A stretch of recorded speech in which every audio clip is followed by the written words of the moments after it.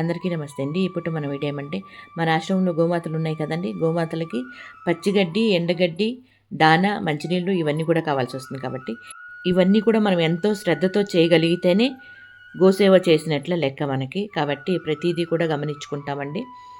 మన ఆశ్రమ వాసులే కాదు, గోమాతలకు కూడా ప్రతి ఒక్కటి కూడా అందుబాటులోకి టైం కరెక్ట్గా వచ్చేటట్టుగా చూసుకుంటామన్నమాట. దానికి ఈ రకంగా నాగరాజు వాళ్ళ తోటలో మనం పచ్చిగడ్డి అయితే వేసాము, అక్కడ నుండి తీసుకొస్తాము. అదే కాకుండా ఈ రకంగా వెజిటేబుల్స్ కూడా పంట చేస్తామండి. పచ్చిమిర్చి, బెండకాయలు, టమాటోలు, వంకాయలు, సొరకాయలు ఇట్లాంటివన్నీ కూడా స్వయంగా నాగరాజే పండిస్తాడు. నాగరాజు ఎవరంటే జయ వాళ్ళ అన్న అన్నమాట. అన్ని వెజిటేబుల్స్ ఫ్రెష్గా తెచ్చుకొని ఈ రకంగా వంట వరకు చేసుకుంటామన్నమాట.